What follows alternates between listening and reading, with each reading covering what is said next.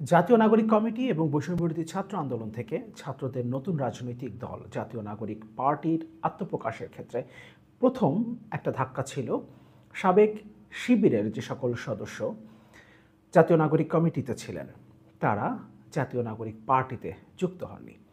আলী আহসান জুনায়েদ এবং রাফে সালমান রিফাতের কথা আমরা জানি, যারা দুজনই ঢাকা বিশ্ববিদ্যালয় শাখা শিবিরের সভাপতি ছিলেন, সাবেক শিবির। তারা নতুন রাজনৈতিক দলে যুক্ত হননি এবং সেক্ষেত্রে নেতৃত্ব নিয়ে এক ধরনের টানাপোড়েন ছিল এবং সেই জায়গাতে তারা একমত হতে পারেননি। তবে আলী আহসান জুনায়েদ এবং রাফে সালমান রিফাত দুজনই নতুন রাজনৈতিক দলকে শুভকামনা জানিয়েছিলেন, কিন্তু তারা নতুন রাজনৈতিক দলের সাথে যুক্ত হননি। এবার তারা নতুন আরেকটি রাজনৈতিক দল গঠনের ঘোষণা দিয়েছেন এবং সেটা তারা বলছেন জুলাই অভ্যুত্থানের ওপরে দাঁড়িয়ে এই রাজনৈতিক দল, জুলাই অভ্যুত্থানের শক্তিকে নিয়ে এই রাজনৈতিক দল আত্মপ্রকাশ করবে। এটা জাতীয় নাগরিক পার্টি আত্মপ্রকাশের পর সবচেয়ে বড় ধাক্কা, অনেক বড় একটা ধাক্কা হিসেবে আসবে। কেন বলছি সেই জায়গাতে আসবো, তার আগে আলী আহসান জুনায়েদ ঢাকা বিশ্ববিদ্যালয় শিবিরের সাবেক সভাপতি, যিনি জাতীয় নাগরিক কমিটির সাবেক যুগ্ম আহ্বায়ক, তিনি কি বলছেন দল গঠনের যে ঘোষণা তিনি দিয়েছেন সেটা আমরা একটু দেখি। আসসালামু আলাইকুম। ৩৬শে জুলাই ফতহে গণভবনের পর বাংলাদেশের রাজনীতিতে এক নতুন যুগের সূচনা হলেও জুলাই গণঅভ্যুত্থানে অংশ নেওয়া বহু মানুষের কাছে কাঙ্ক্ষিত পরিবর্তন এখনও বাস্তবায়িত হয়নি। পিলখানা, শাপলা ও জুলাই গণহত্যার মতো ভয়াবহ অপরাধের বিচার, ফ্যাসিবাদী দল আওয়ামী লীগের নিষিদ্ধকরণ, দুর্নীতিমুক্ত সামাজিক ও রাজনৈতিক কাঠামো নির্মাণ, ধর্মবিদ্বেষ ও ইসলামোফোবিয়া মুক্ত সাম্প্রদায়িক সম্প্রীতির বাংলাদেশ গঠন, ফ্যাসিবাদী কাঠামোর সম্পূর্ণ বিলোপ এবং আধিপত্যবাদের বিপক্ষে কার্যকর অবস্থান, এসব গুরুত্বপূর্ণ বিষয় আজ রাজনৈতিক দলগুলোর কাছে গৌণ হয়ে পড়েছে। জুলাই অভ্যুত্থানের শহীদ ও আহত যোদ্ধাদের স্বীকৃতি ও সম্মান দেওয়ার কাজ এখনও অসম্পূর্ণ রয়েছে। এই পরিস্থিতিতে আমরা জুলাই গণঅভ্যুত্থানের পক্ষের সকল রাজনৈতিক ও সামাজিক শক্তির সমন্বয়ে একটি শক্তিশালী প্ল্যাটফর্ম গঠনের উদ্যোগ নিয়েছি।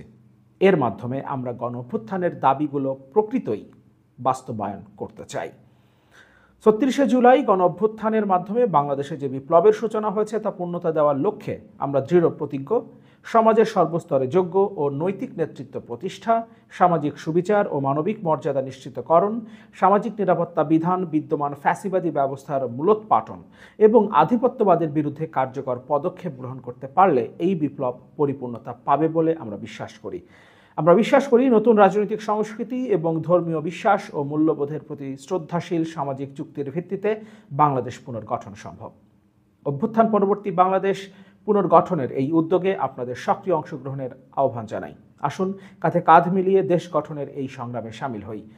কমেন্ট সংযুক্ত গুগল ফর্ম পূরণ করে এই লড়াই যুক্ত থাকুন। অর্থাৎ তিনি ফেসবুকে যে পোস্ট করেছেন সেখানে কমেন্টে তিনি একটা গুগল ফর্ম সংযুক্ত করেছেন, যে ফর্ম পূরণ করে এই নতুন রাজনৈতিক দলের সদস্য হওয়া যাবে। আহ্বানে আলী আহসান জুনায়েদ জুলাই গণঅভ্যুত্থান শক্তির নতুন প্ল্যাটফর্মের প্রধান উদ্যোক্তা। তিনি একটা ছবি সংযুক্ত করেছেন এখানে। জুলাই গণঅভ্যুত্থান শক্তির নতুন প্ল্যাটফর্ম আসছে এপ্রিলে, তার মানে এপ্রিল মাসেই, আগামী মাসেই নতুন এই রাজনৈতিক দল আত্মপ্রকাশ করতে চাচ্ছে।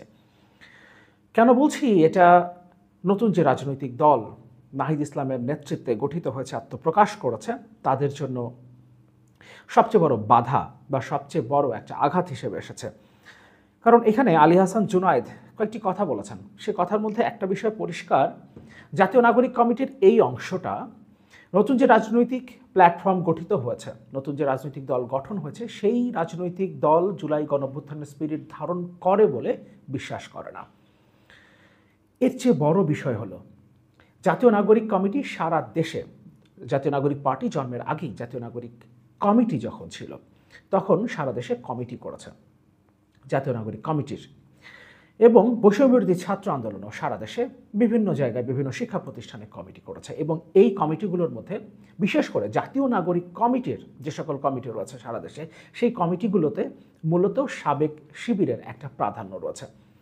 যখন সাবেক শিবিরের দুজন সভাপতি আলী আহসান জুনায়েদ এবং রাফে সালমান রিফাত, এবং এই দুজনই নতুন রাজনৈতিক দল নাহিদ ইসলামের নেতৃত্বে যে নতুন রাজনৈতিক দল গঠিত হয়েছে জাতীয় নাগরিক পার্টি, সেখানে যুক্ত হতে পারেননি, আমরা যতটুকু পর্যন্ত জানতে পেরেছি গণমাধ্যমের সূত্রে এবং তাদের নিজেদের ভেতর থেকে যে ইনফরমেশনগুলো আমরা জানতে পেরেছি, সেখানে নেতৃত্ব নিয়ে একটা সংকট তৈরি হয়েছিল এবং সেই জায়গাতে তারা কোনো সমাধানে আসতে পারেনি এবং শেষ পর্যন্ত তারা নতুন রাজনৈতিক দলে যোগদান থেকে বিরত থেকেছেন।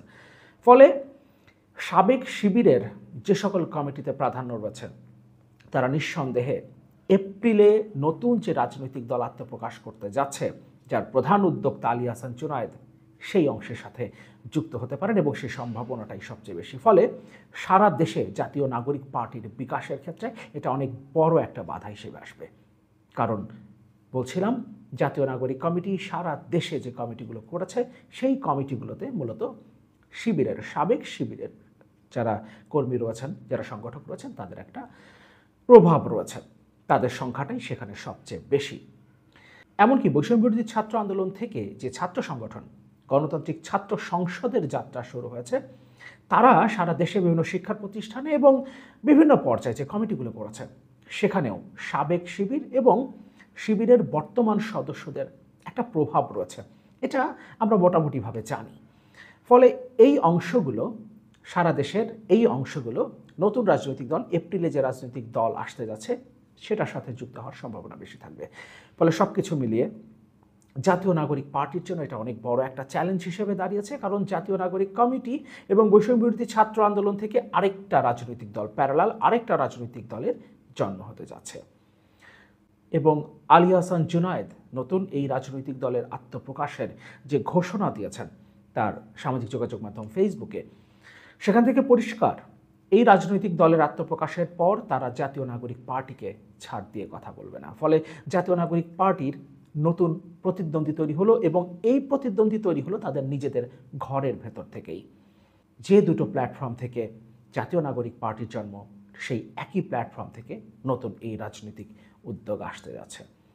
আরেকটি গুরুত্বপূর্ণ বিষয় হলো জাতীয় নাগরিক পার্টিতে বিভিন্ন রাজনৈতিক দল থেকে আসা বিভিন্ন মতের নেতাকর্মীদের একটা সংমিশ্রণ আছে।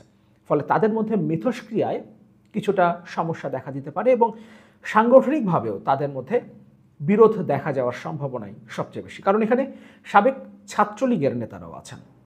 সব কিছু মিলিয়ে এখানে একটা সাংগঠনিক কাঠামো দাঁড় করানোটা কিছুটা কঠিন হবে। কিন্তু শিবির যেহেতু আগে থেকেই একটা সংগঠিত শক্তি এবং সাংগঠনিকভাবে, রাজনৈতিকভাবে তারা অনেক ম্যাচিওর, এই পরীক্ষিত শক্তি, এই পরীক্ষিত সংগঠিত শক্তি যখন কোনো একটা রাজনৈতিক প্ল্যাটফর্ম নিয়ে আসবেন, সেটা নিঃসন্দেহে জাতীয় নাগরিক পার্টির চেয়ে অধিক শক্তিশালী হবার সম্ভাবনা থাকবে তাদের।